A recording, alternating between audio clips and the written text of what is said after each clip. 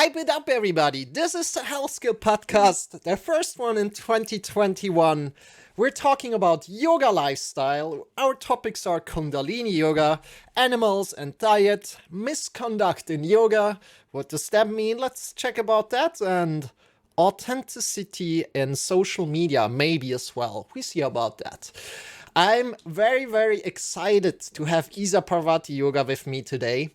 She's amazing. She's a golden woman. Maybe she's telling you a little bit more about what that means in a moment. She has 900 hours in Yoga Vidya training. So Yoga Vidya is a faculty from Germany that kind of like trains yoga teachers. And she's a yoga teacher here on Twitch. She's amazing. Check her out, definitely. And Thank you. yeah, welcome in, Isa. How are you doing today? Melanie, hi. I'm good, thank you. Wonderful. Thanks for this lovely introduction. That's really kind of you. Should I say a few words about myself? Yeah, sure. Let's do that. By the way, how can I call you? Shall I just call you Isa? Is that all right with you? Yeah, that's fine. Yeah. You can call me Isa, you can call me Parvati, anything you like. Okay, you can choose. Sure. Yeah, you can say some words about yourself if you like to do that right now, yeah. Thank you.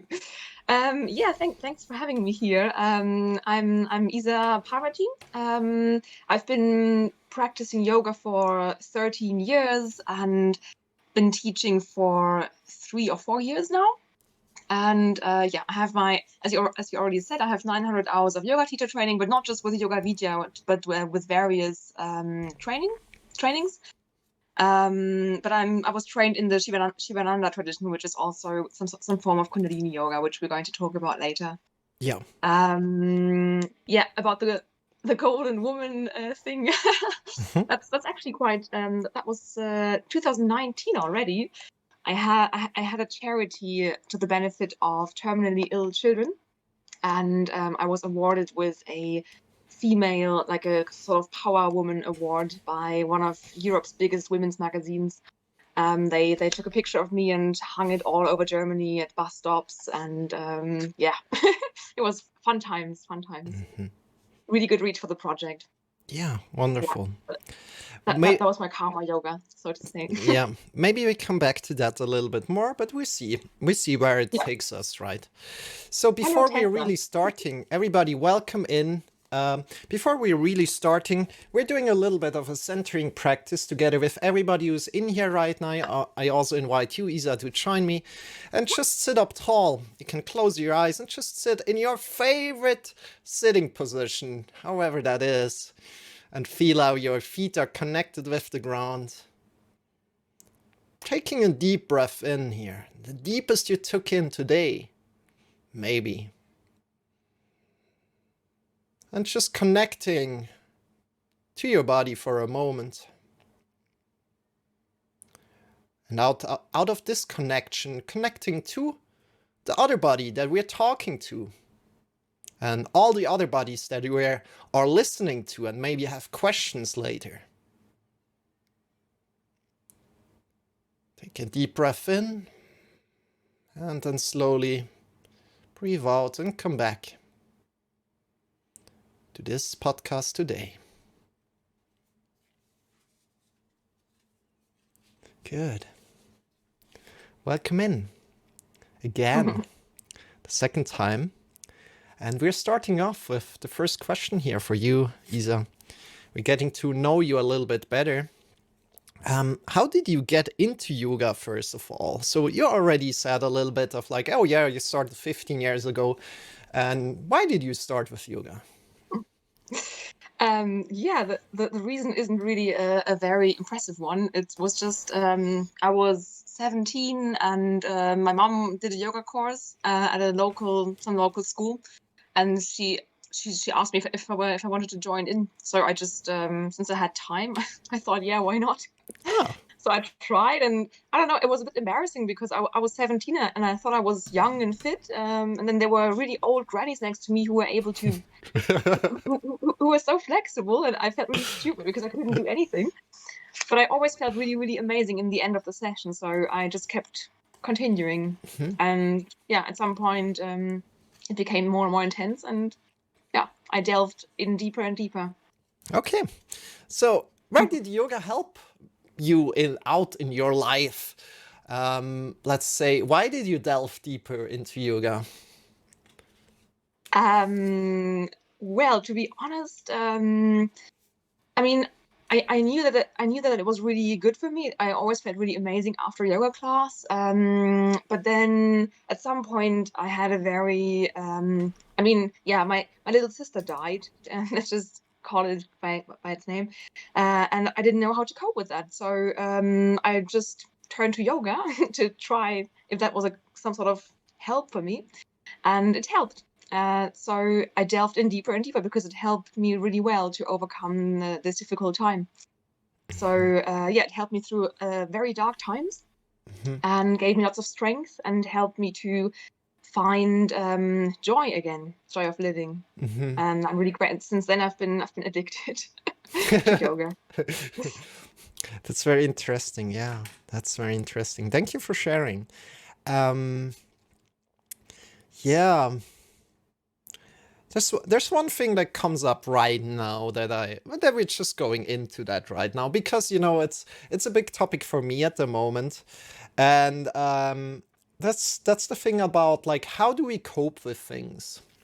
The question about how do we cope with things, and like sometimes it's all right, like something really really terrible happens and you need to be able to cope with it somehow, and you need to understand it in some way, and you need to take time for yourself and everything. But then you also want to get away from this coping again and coming back to your natural life. Do you understand a little bit of what I want to say here? Yeah, for sure.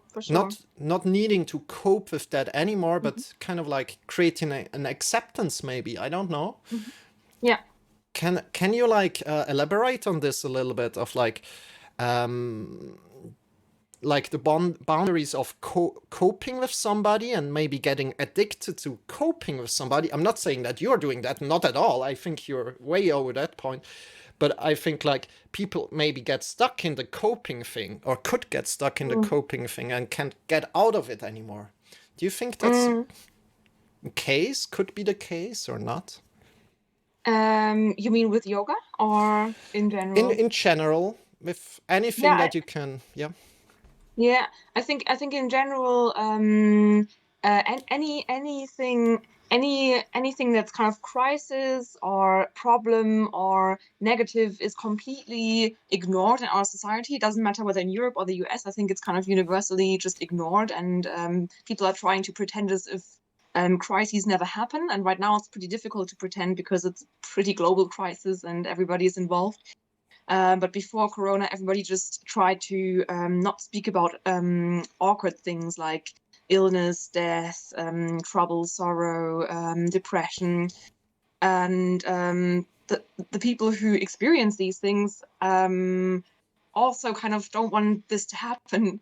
And they are trying to push it away and just either bury it and ignore it and just not think about it anymore, or distract themselves, or kind of dive so deep into the feeling that they don't really get out anymore either, and kind of just dissolve into this whole experience of crisis. Yeah. And I think it's really important to find a way out, to find a way to feel your feelings, to acknowledge them, to face them, and to experience them, and then also to let them go, and to say, okay, this is happening now. This is what it feels like to me, but I can let it go, and I can free myself again and move on. Yeah. It's very difficult, but it's possible. So it's a balance between feeling, facing an experience, and then letting them go and accepting what has been happening. Yeah. Just acknowledging that something bad has happened. Yeah. Acknowledging your feelings, because crises of any kind are never funny. They are never nice to experience, and it always leaves you with scars and wounds. which might remain open for the rest of your life. But the question is, how can you accept them as part of yourself and then still move on, because life will go on. Yeah. No matter what happens, it will go on. Except if you die, then obviously not. But then you release as well, so no. Yeah. Yeah. Good. Thank you for that little excursus that just came up to me. What is Kundalini Yoga? Can you explain there a little? Kundalini Yoga is a path of yoga that assumes that in every living being there is an inherent life force waiting to be awoken, waiting to wake up, and waiting to unfold. And in some people, this energy is more dormant and less active, and in other people, it's more active. And the point of Kundalini Yoga is to awaken this inherent energy in us through various practices and techniques to get more energy, to be more here, more alive, more awake, with more enthusiasm in life, more present, to have more energy to do stuff, to do the stuff you love, and to experience your full potential. I always heard like from teachers of me that, oh yeah, Kundalini is like the fast way to enlightenment. Is that, do you think like, do you agree on that, or do you think, oh no, that's not the case? Well, no, not really, because Kundalini Yoga does take its time as well. And if you go too fast, then it can backfire really, really bad. So you do have to take your time with Kundalini as well. It won't happen overnight. It's not an instant recipe for enlightenment, for sure not. Yeah, It is sure. The techniques are very intense, for sure, and they can stir up like energies that are pretty intense very quickly and very intensely, but it's not the point to do it really fast. On the contrary, it's more the point to take your time and to go step by step, because if you go too fast, it can be quite bad. Yeah, exactly. That was the next question, where to be careful with it. Well, basically, yeah. If you are trying to push yourself too much, if you're trying to reach certain experiences too fast, and also if you're just looking for the intense experiences without changing the rest of your life. For example, if you have a really unhealthy lifestyle, if you take drugs, if you drink alcohol, if you eat meat, and then do intense Kundalini practice, your whole body is completely polluted from all the kind of toxic stuff you take. And this whole energy can't really go through your clean body. It will just backfire, and which can be have really bad consequences. Okay. Let's go on. What are your favorite yoga practices or Kundalini yoga practices? Or what is your favorite thing out of yoga? I think that depends on the phase in my life. Sometimes if my life is very turbulent, if I have lots of change in my life, if there's a lot going on in my life, I prefer really grounding, calming practices like standing positions and mountain pose, warrior poses. Sometimes if my life is a bit stagnant and I want some change, I love to do pranayama, breathing exercises to kind of stoke my inner fire. And I also love to sing mantras. But obviously not only mantras, because I also want to move my body. I want to breathe. I want to, so it's basically a mixture of everything depending on the current situation. Okay. What about you? My favorite practice is, I like, for example, child's pose. I love it very, very much.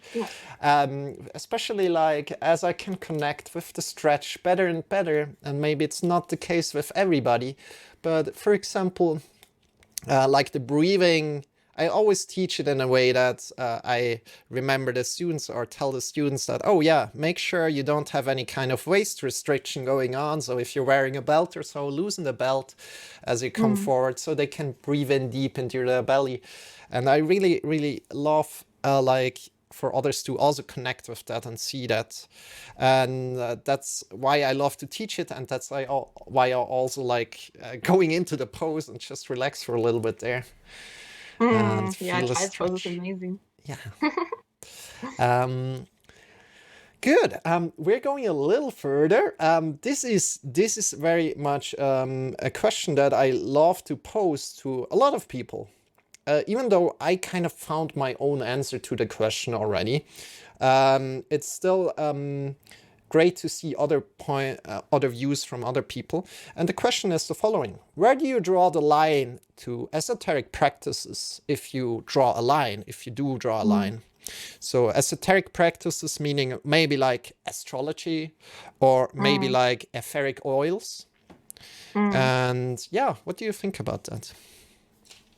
Yeah, that's a really good question. It's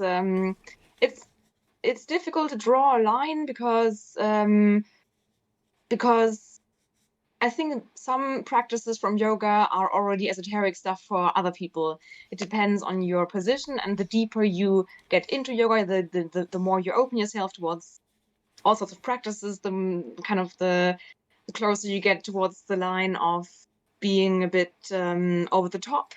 So I think the key is always to remain critical and always like not to think, oh yeah, this is yoga, this is amazing automatically, and I won't question anything anymore, but always to remain a bit skeptical, and always to question the stuff you do, and always think, is this really necessary now? Does this really make sense? And always remain, have a skeptical mind. Wonderful. It's great to hear this from a woman, actually, because I think women are more open, as I think like men are more grounded and maybe more critical and don't let everything into their life, and women are more like, oh yeah, give me everything, right? Without being that skeptical. So it's very, very great to hear that also from a woman, as you're also a teacher, of course. And of course, there are different kind of answers, again, that are completely correct in their own way again. So, what's your answer? My answer is just like, if it supports somebody, it's all right. Even if I don't agree with like the practice itself, if it supports somebody, it's all right. However, still, again, as you're saying, being critical is kind of like the right answer there as well. Being critical, but seeing as well like these practices can support somebody else that is not you, right? So that's kind of like my answer. Okay, cool. So let's go on a little bit to yoga lifestyle. We're now changing it a little up from Kundalini and going into yoga, more into yoga lifestyle right now. First of all, what does lifestyle mean? Lifestyle means lifestyle is the interests, opinions, behaviors, and behavioral orientations of an individual, group, or culture. Good. So I know you have a Christmas tree at home. Can you tell us a little bit more about your Christmas tree? Well, my Christmas tree, it's actually the first Christmas tree of my life, the first Christmas tree I've ever had. And since I work in an environmental NGO, I work as a full-time job in an NGO for climate protection. It is a plastic tree because somehow we found out, don't ask me the explanation, but we found out that it is more environmentally friendly to buy a plastic tree than to buy a real tree every year and to grow a tree and then chop it down and grow a new one every year for everybody in I don't know, who celebrates Christmas. Yeah. So the tree is plastic, and I'm going to use it for the rest of my life, obviously. So yeah, and I love it. It's a really beautiful accessoire, and to make it even more environmental friendly, it's still standing up, even though it's the end of January. Wonderful, wonderful. And that's exactly why I love to talk with you about an environment, as you're kind of like a professional there. And we're going to dive there a little bit into diet and health right now, as well as like, okay, where's the connection to environment there, right? But it comes clear to see that there are definitely connections there, and we're figuring that out in just a moment. So the next question comes up like, what are reasons to move toward being vegetarian and vegan? And we can answer that also a little bit together, but I want to give it over to you, and you can pass it back to me whenever you want. Okay. Yeah, well, first of all, I'm not really a fan of making people, of saying everybody should do this or that, because for a long time I was really, really, really anti. I used to be really, really against vegetarianism and veganism, especially because yoga said you mustn't eat meat, you have to be a vegetarian. So I thought, well, I don't have to do anything, and I'm going to eat an extra amount of meat now, just out of Mhm. principle, which is a bit ridiculous, but I mean that's how I was. Mhm. I think I would wish for everybody to have the experience how good on your body vegetarianism and veganism is. I Mhm. realized for the first time when I was in an ashram for 10 days, and obviously there was only vegan organic food, and I came out of the ashram and I was like, yeah, now out of principle I'm gonna eat a pizza now, a salami pizza, and I felt so awful. And then I realized how amazing I felt every time I went to the ashram and only ate vegetarian and vegan food, and how awful I felt when I didn't. So it just came natural to me and at some point. Mhm. But I'm not really a fan of prescribing things or telling people what to do. Yeah, What yeah. about you? I think the same way, like pushing people like really aggressively toward one thing doesn't work out. Mm, Um, Still, I think there are reasons that are really, really environmental that we need to talk about, and mm, we need to think about, and we need to make people like talk about, like as we're doing yeah. here right now. And I think like one reason for me to be at least vegetarian for now is like just morals of like killing an animal. It Mm, doesn't fit for me. Yeah. mm. Yeah, it's also part of it's actually part of the yoga yamas and niyamas, the basic principles for a yogic lifestyle. Hmm. Non-violence towards yourself and every other living being. So that makes sense. And for me, it's also an energetic point of view. I think if you have animals in like the way we hold animals for mass animal, how do you say, like this For industrial production of meat or something like yeah, that. yeah. I mean, cramming animals in the Yeah, tiniest space, yeah, yeah. they're going to be unhappy and scared their whole life, and then they are slaughtered in the most awful situation, which is at which point they are producing lots of stress hormones, and we are eating all this stress, all this fear, all this unhappiness. We are taking it in through their meat. So I don't want to have all this negativity and fear and yeah, anxiety from the animals in my body because everything is energy and the energy isn't lost just because the Mhm. animal is dead. Mhm. It's in their meat, it's in the stuff you eat in the end. So you eat pure fear and unhappiness basically. That's why so many people. That's why unhappiness is and anxiety, depression is also so far spread Yeah, in my eyes. yeah, yeah. Good. Yeah, I think we're going a little bit further from away from that question. What are obstacles like for other people that might want to become vegetarian or vegan, and that are in the way of like them achieving it? What do you think? Maybe the idea I mean I'm from Germany. I'm from the south of Germany originally, where you eat meat all the time, basically for like 3 times a day you eat meat. Yeah. And I was brought up with the idea sort of that if I don't eat meat I will always feel hungry, which is obviously like doesn't make sense. It's not true, but that's what I thought for a long time, and it was so deep in my it was it was such a deep belief that I just kept believing it. Every time I ate a vegetarian meal, I thought, oh, this is not going to make me full. I'm going to be hungry all day. And I always thought I need meat in order to, yeah, not be hungry anymore. And I think if you can take this belief from people, this might help already. And also this whole belief about you have to eat meat because you need all the nutrients from the meat also doesn't. I mean, you can get all the nutrients from like in other ways as well. You can get them from vegetables as well. No problem there. I think that's also a firmly held belief that you have to get that you need meat, especially as a woman. You need the meat because of the iron and stuff, which is not really true. Yeah. There's vegetables with lots of iron as well, and you don't really need the meat. Yeah, another thing that I want to mention as well, as next to your great points, is like the lobbyism that is going on for meat, Mm, like wherever, but mostly in America, there's very, very strong lobbyism going on that we probably don't see that much in Europe, right? And Mm. people, it's just so hard for people like to change their lifestyle as well, like as they don't have much time like to think about these kind of things as they are in their work life, and that they are working 9 to 5 or just have a day job, and it's just hard for them to figure out, oh, now I need to change my eating style. Who's saying that? I'm not listening to that. Why should I care, right? I just want to Mm. live my life, and I want to do these things that I'm doing, and I don't care about that. Just leave me alone, right? And yeah, it's kind of like, how could you reach them, even like talking to them, like Mm. maybe just reduce it a little bit, instead of eating 3 times a day or something like that.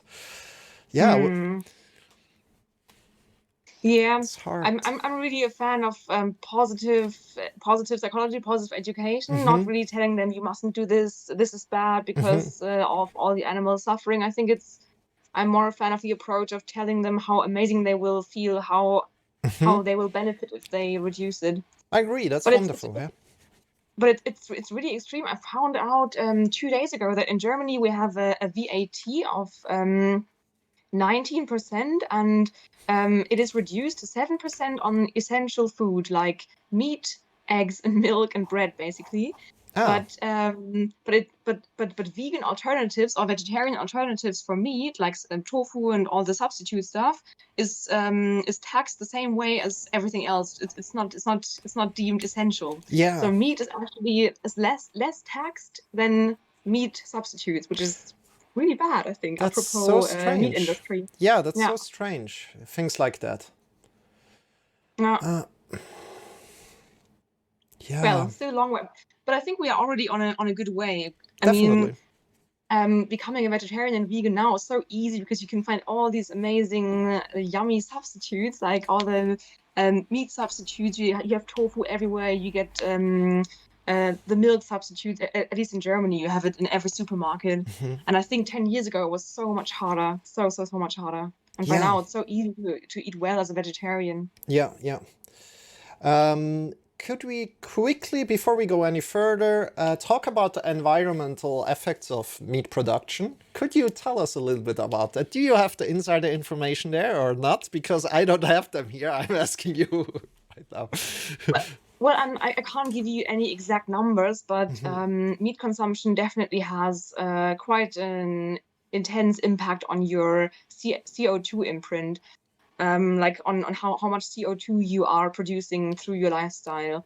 Meat consumption is a very, very, very big part of that, but I can't give you the exact numbers here Hmm. because it's not part of my projects. Okay. That's why I have different projects and different topics. Yeah. I just know that it makes a big difference for sure. Okay. Wonderful. Thank you. Thank you.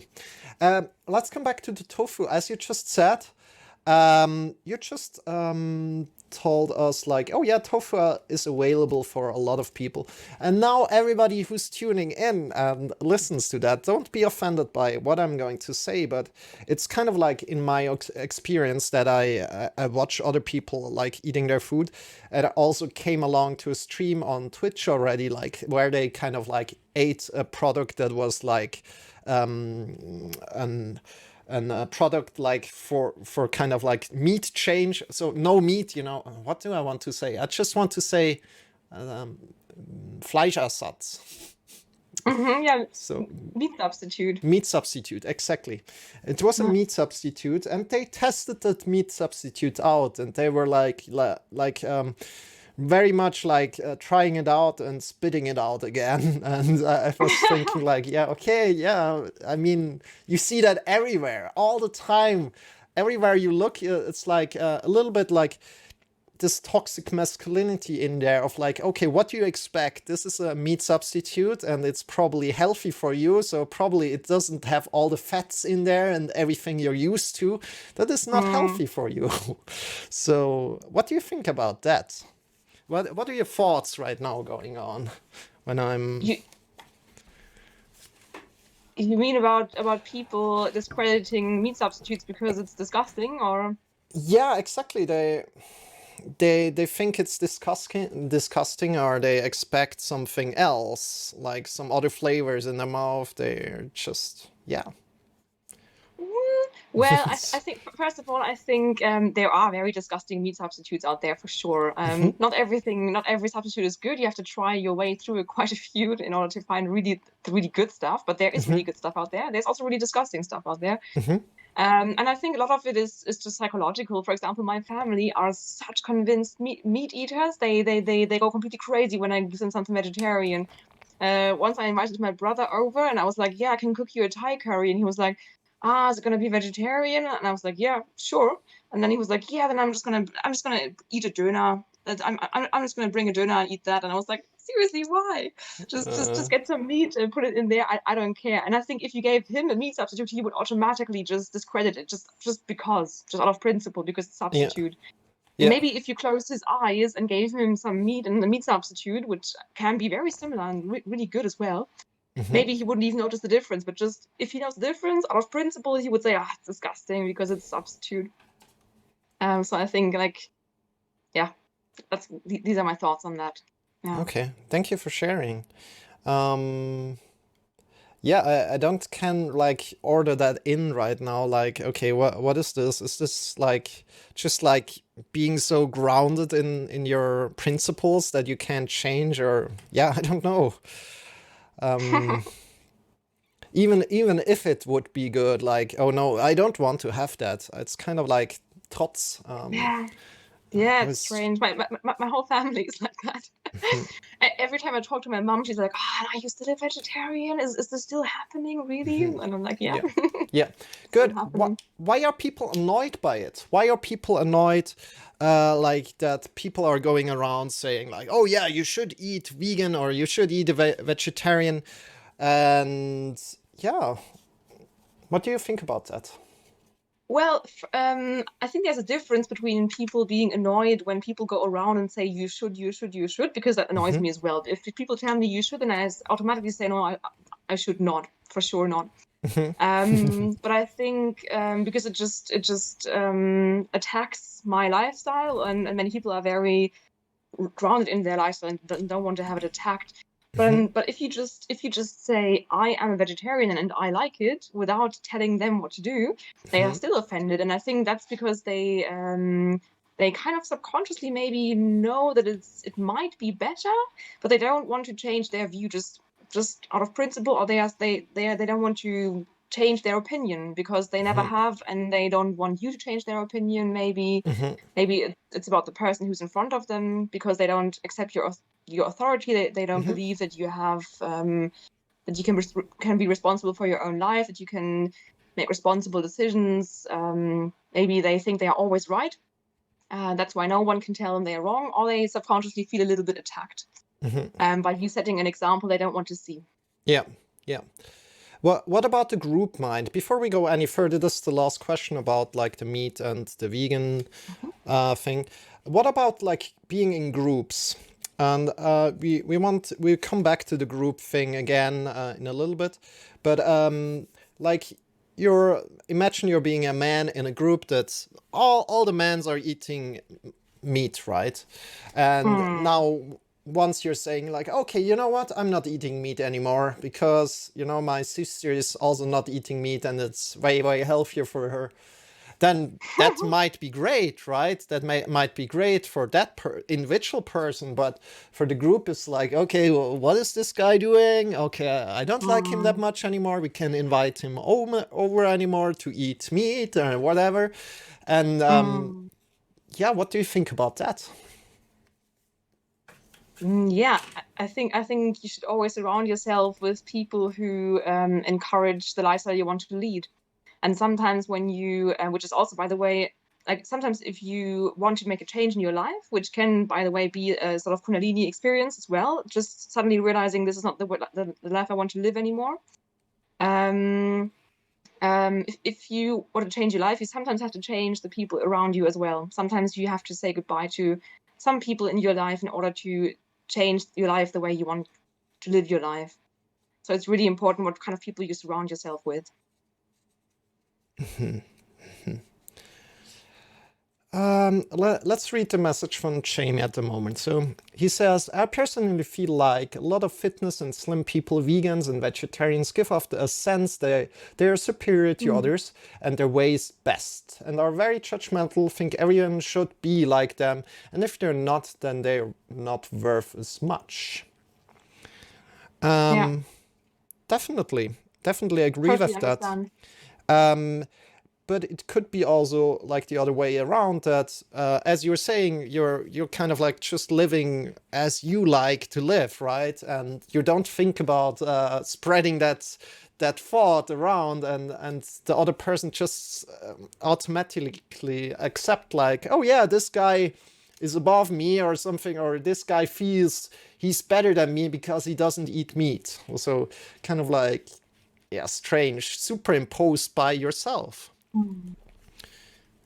Do you Yeah, think? I Yeah. think it's difficult because for a long time, as the lone wolf said, that many people are very, very extreme, and they try to missionize, or they try to be Hmm. missionaries Yeah. in the about vegetarianism, and I really, Hmm. really hate that as well. Hmm. It used to make me so aggressive as well. Hmm.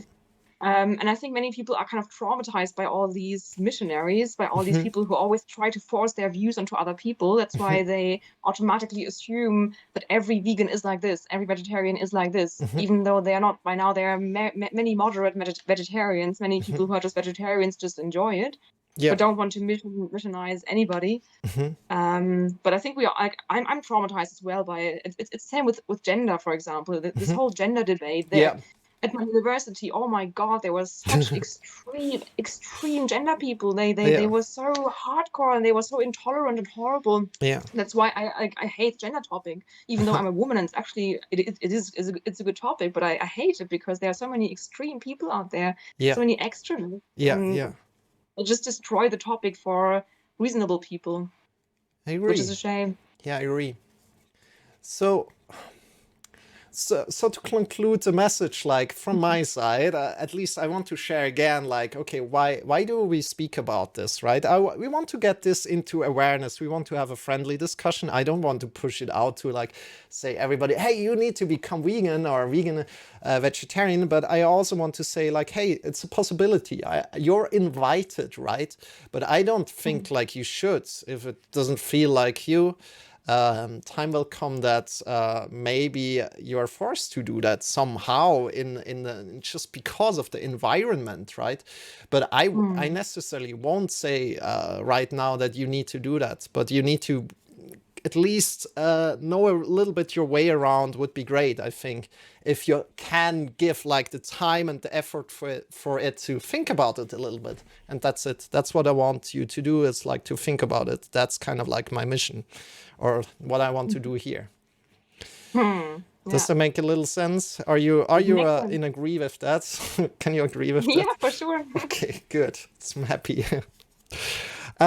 We're going now a little bit further, and we're coming back to the group mind. And first of all, I like to speak with you about something else. You mentioned yesterday, that you're sometimes trolled on your stream, and I wanted to speak with you about that quickly. Mm. Would you want to speak about that first of all, or not? Yeah, sure, we can. Yeah, for Okay, sure. sure. So let's speak about that quickly, and then let's go a little bit into a different topic, but still connected to that. So yeah, what was the experience like, and how does it feel for you when you're kind of like trolled on stream? Um, it depends. In the beginning, I when I went on Twitch, I didn't realize there would be something that extreme. I didn't have a I didn't have a moderator. I didn't have chat bot. I had nothing. I didn't have any banned expressions. Nothing. And it was so awful that I thought I'm just gonna quit Twitch because it's too intense. It's disgusting. It's a sexist, horrible platform. Hmm. And then I discovered the chatbot. I discovered how to ban people. I discovered how to block certain expressions. I have Hmm. now beautiful moderators who I think also are in this chat right now. Um, so it's good. It's okay now in the chat, and the stuff that comes through in the chat is okay because it's filtered now. It's not the really awful stuff anymore. which I can cope with. By now I just say, okay, we have a troll, I'm just gonna block him, ban him. Okay, fine. But like last week, people started to troll me through whispers in a really awful way, like really, really horrible stuff they Hmm. wrote. And I tried to do a reading stream, and I got so distracted because I saw my whispers accumulating in like 9 whispers, 10 whispers, 15 whispers, 20 Hmm. whispers, and it was all really awful stuff. And I know it's only super teenagers probably, Hmm. but if you're a little bit sensitive, it's I don't know, it can be quite intense, and it's not really the stuff you wanna read or hear, not really the echo you wanna have if you're trying to share something that's really valuable to you. Yeah. So now I think as a woman, you basically the only option you have is just setting the rules as high as possible, block whispers from everybody, and just kind of build a massive wall around you Hmm. in order to be able to stream peacefully for the people who are interested, which is a shame. It's a real shame that this is even if it's only teenagers, but still, I mean, even teenagers can have some sort of respect and empathy, Yeah, I but agree. apparently some people don't. Yeah, yeah. I think this is something that we need to learn, and I'm also in this learning process. But however, I don't get trolled that often, most likely because I'm a man. Mm, Still, I'm a target, you know. A yoga teacher as male should be a mm. target as well. And yeah, you know, I think with time and time, you will grow a thick skin for that, but you need to deal with that multiple times and think like, oh yeah, now I'm distracted again because of that and that, and these messages are horrible, right? And yeah, uh, And the funny thing is, sorry to interrupt you. mhm. Um, what I realized when they trolled me so bad in my reading stream is, there are people out there who say, well, yeah, it's your own fault if you are in tight yoga clothes with your belly Mhm. free in front of the camera, then you don't have to be surprised when people troll you and be sexist towards you. But Mhm. in my reading stream, you basically were only able to see the kind of picture you're seeing now, just my Yeah, face and yeah, and like no décolleté, nothing, yeah, just my face. yeah. So that it's not even about the stuff I wear. As a woman, it doesn't really matter what you wear. Mhm. It's just your face. It's just your sex. It's just, I don't Yeah, know. yeah, yeah. Yeah. I think this is just Twitch at the moment, and they need to learn it, right? So, Mm. yeah. What else could we say about that? Like, to be really empathic right now is like to to know that they are maybe suffering, right? They are maybe having something going on in their life, right? Yeah, for That sure. is not nice, right? And they kind of like need to deal in another way, right? And how I think about it is like okay, why don't I get trolled more often, right? Why don't I get more trolled more often? Because it would take away from kind of like your like now that we're together, right? It would take away some trolls from your side, from your stream. They're invited to come and hang out in my stream, and tell some bad stuff to me, of course. But And yeah, the problem is it's like with me, it's purely sexist. It's yeah, purely sexual harassment, like yeah, extreme sexual harassment. yeah, And they won't come to you. They might come to you with creativity, like with negative, critical, hateful comments, as Lone yeah, Wolf is saying here. yeah, But the whole sexual harassment is just landing at the woman, yeah, at all, at every woman on Twitch. yeah, I yeah, think I'm not the only one. yeah, I know I'm not the only one. yeah. So, how can you help yourself out? So, speaking with others, maybe. Yeah, I'm so grateful for the for our yoga community on Discord. Mhm. It helped me so much to see that I'm not the only one. It's not because of me. It's everybody, and then also exchanging the trolls, having our troll list, listing the trolls, and blocking them all together. Mhm. That really helped the whole moral support from others, Yeah, and then just using all the chat bots, yeah, just building a more and more extreme wall around myself, so the yeah. people who actually want to who are interested in the stuff I share can Mhm. actually enjoy it without me being confused. Yeah, wonderful.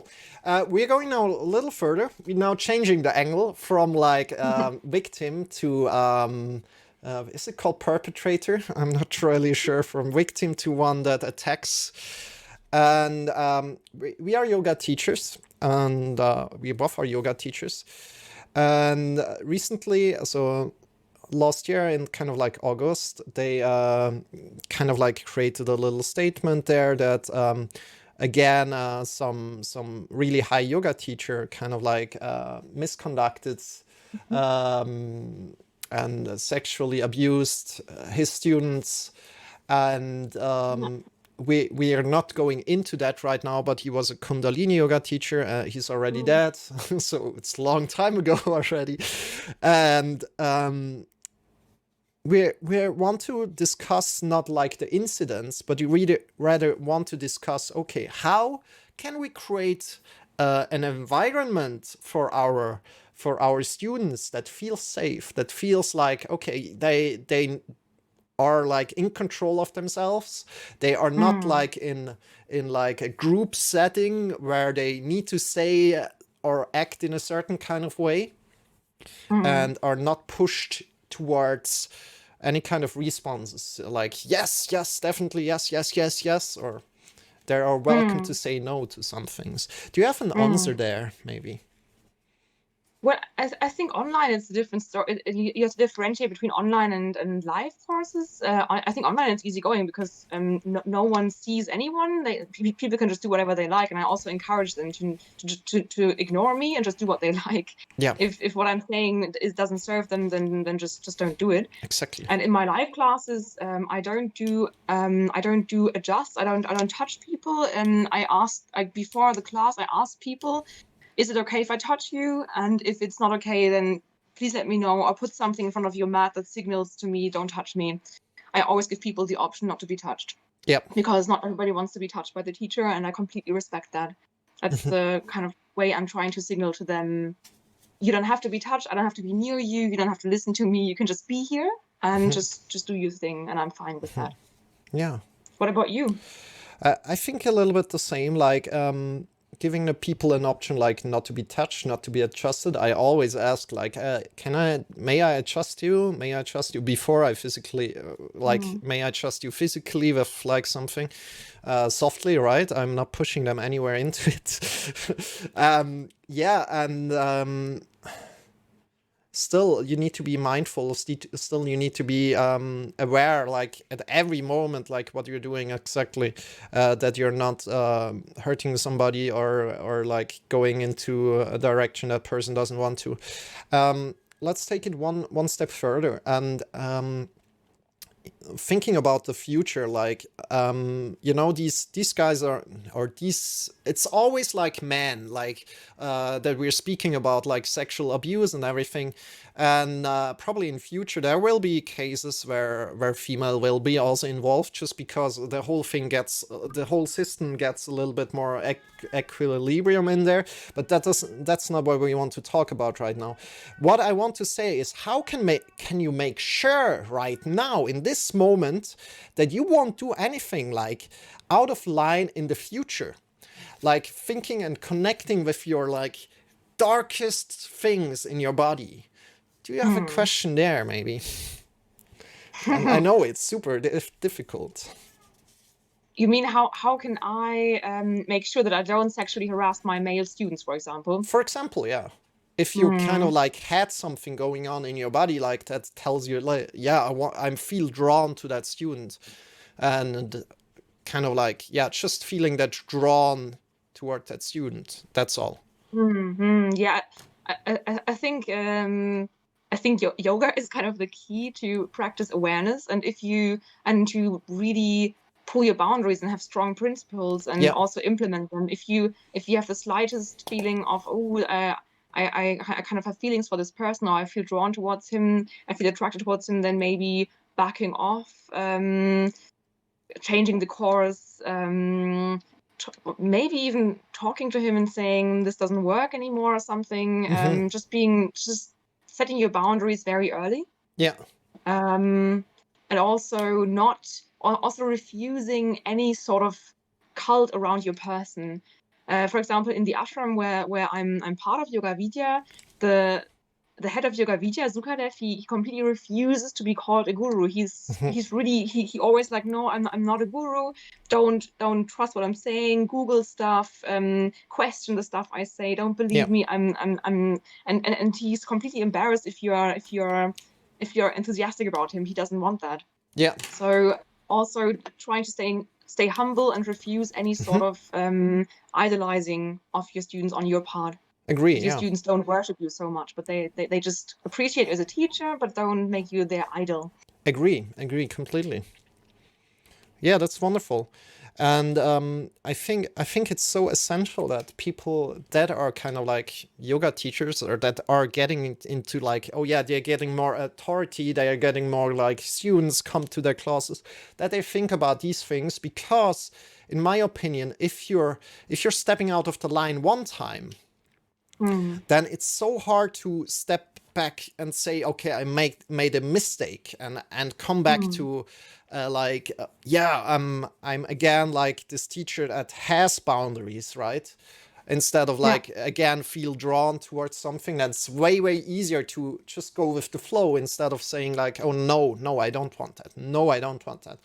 So it's very important, at least in my opinion, to set clear boundaries from the beginning on and say no to that, because otherwise you could live into something that you don't want to. Do you agree there, or do you think like it's strange? No, totally. I mean, probably many people will ask themselves, yeah, but how do you set the boundaries? How do you get the principles? And I think that's the difficult part to establish. I mean, to really adhere to your principles, to really be true to them, because it is always the easiest, the path of least resistance, to just say, okay, yeah, principles are nice, but whatever, just this once. But I think this is where yoga helps as well, by practicing to be aware, to be mindful, to kind of kill these feelings in the bud before they even arise. And if they arise, to be aware of them and practice your inner strength, to train your inner strength and your inner willpower to be able to say no. Yeah. This is an option now, but I'm not taking it because I don't want to. It's my principle. Yeah. Good. So dear friends, everybody here in the chat, if you have any more questions for Isa or for me, please feel free to write them now in the chat. We're having some more questions coming up, but we're nearing the end, slowly. And if you have some questions that I maybe have overlooked, feel free to post them right now again in the chat. So we are heading to the next part of this questions, this podcast. We're coming to authenticity and social media. So I think like a lot of people, especially in yoga, are very much superficial, like when it's coming to Instagram and everything. But still, there's a lot of things on Instagram. So many uplifting quotes, so many nice pictures, but still they sometimes feel a little bit superficial. How can you stay authentic on Instagram? Maybe also posting something negative from time to time that not everybody wants to see. What do you think about these kind of thoughts? Yeah, that's a difficult question. I think authenticity is not something you can learn or you can acquire. I think it's something you either have or haven't. I think either you are authentic or you aren't authentic, and I think there are lots of people who just do the yoga teacher training because they are able to do the physical stuff because they used to do ballet or dancing or cheerleading when they were younger. They have the physical capabilities of doing yoga, and they are beautiful women. They look hot, and then it's kind of cool to throw yourself in a yoga pose in almost no clothes or tight clothes and just look good and get all the appreciation from people and saying like, oh my God, you're so hot, you're so beautiful, you're amazing, plus some sort of random deep quote, and you have your pose. Seriously, this is what I see so much on Instagram. Yeah. I mean, that's just the way it is. Breathe in, breathe out. Inhale, exhale. Stay with yourself. Stay true to yourself. I don't know.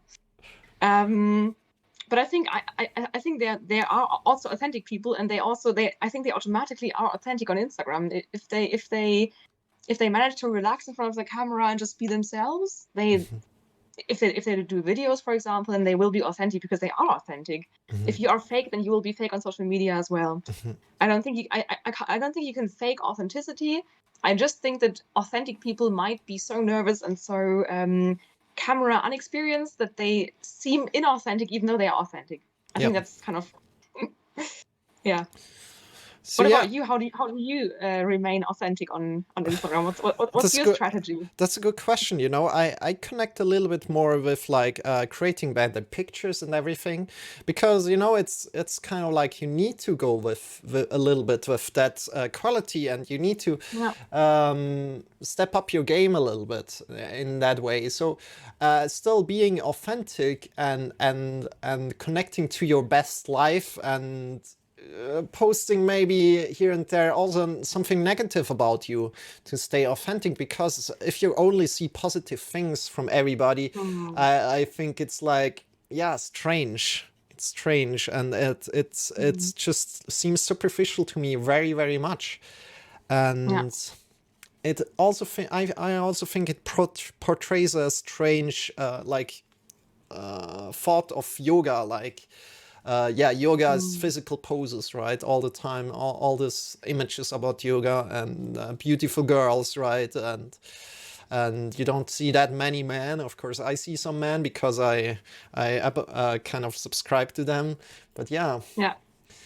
So Mm. Charlie Underwood says Instagram was made to show off and show perfect stuff. So it's basically a bit swimming against the stream. But one who tries can succeed indeed. Yeah. Yeah. So yeah, I think being authentic can really be a key, like in your presence, in your Twitch presence, in your Instagram presence, and yeah, I think we're leaving it at that at the moment. Is there something else you like to speak about right now, Isa? I think there are some more questions from people. Okay. Do you want to Yeah. talk about them Yeah, or? yeah, I read them. Jamie asked, I don't know if it's already been asked, but what was your experience first starting into Kundalini Yoga? And do you have any tips or advice for a beginner wanting to get into Kundalini? Um, yeah. Wait a second. Yeah. The lone wolf. There are two types of Kundalini yoga. There are basically two branches of Kundalini yoga. There's the one that I was kind of trained in, the Shivananda tradition.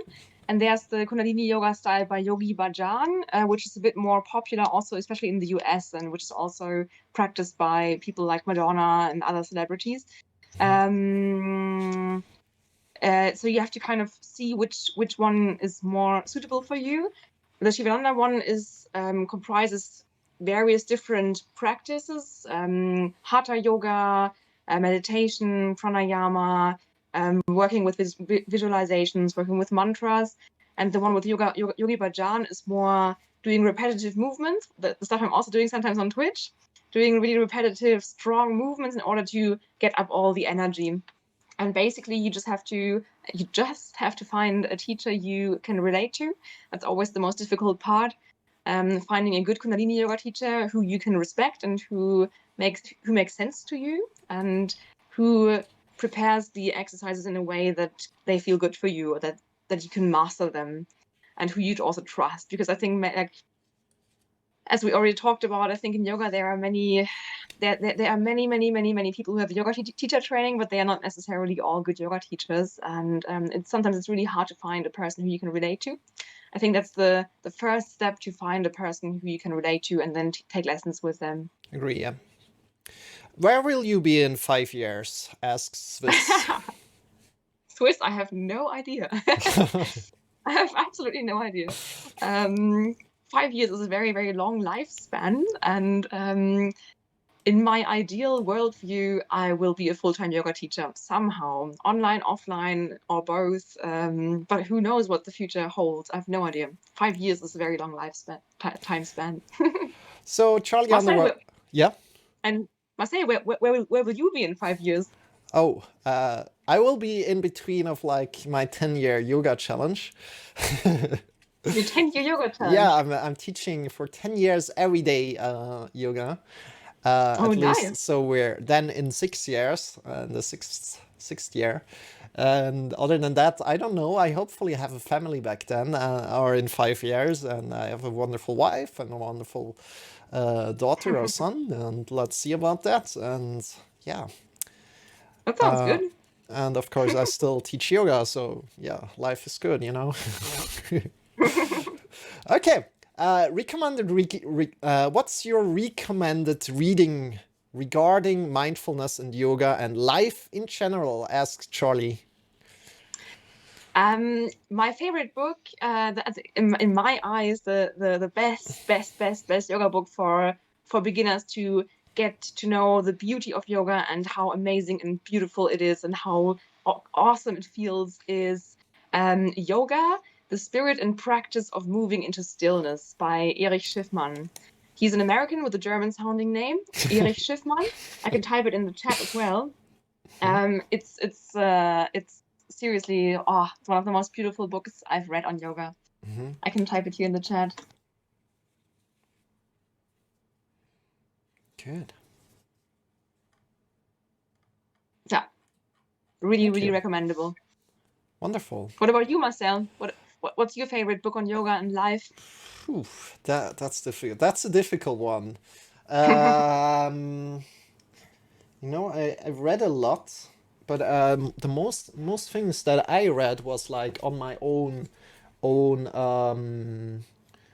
teacher training schedule. And then there was also another book that helped me into mindfulness a lot, which is written by. Shall I just grab it quickly? I just grab it quickly. I'll be right Yeah, back. grab it Be right back. Thank you, the Lone Wolf. Thank you so much. Which is called Full Catastrophe Living. And yeah. in German Gibt's it's an called Hand. different. Yeah, it's called different in German. That's super funny. I don't remember what's called in German, but it's not the complete not the direct translation. So you need to just check for John Kabat-Zinn, and he's kind of like the main guy that you read about, like mindfulness based stress reduction and these kind of things that are like very very much therapeutic going on. And it's just really really great to read about it and to connect a little bit more with like that tradition of like maybe meditation, if I want to say so. Yeah. I used to want to read this book so much, Yeah. but I haven't managed to yet. Yeah. But it's on my reading list, really high up. Yeah. Yeah. That's good. That's good. It's quite big, so be aware. And I just saw it. It's massive. yeah, And the German version is a little bit smaller, but it's just written smaller. So yeah. Marcel, where did you do your teacher training? I did my teacher training in Zurich with Stamba Yoga. I already interviewed my teacher on the Health Skill podcast, so if you want to look at that, you can do so. It's the wonderful Eski Fischer. I can send you the link as well. And she's very, very, very great. And I'm also doing my meditation together with her. So I practice kind of like my style of meditation without going in there too much right now. Together with her, or I learned it together with her. So I highly recommend Positive Mental Attitude by John Joseph, says Charlie Underwood. So thank you so much for being here, everybody, today. We're slowly coming to an end. But I forgot, you asked me, like, where did you do your teacher training? You did your teacher training in Yoga Vidya, right? Also, so completely in Germany all the time, or did you also go abroad? I did my first teacher training in Berlin through University Sports with a guy named Gero Harms. He has a website called swapurna.de, and his yoga is called Ramapurna Yoga.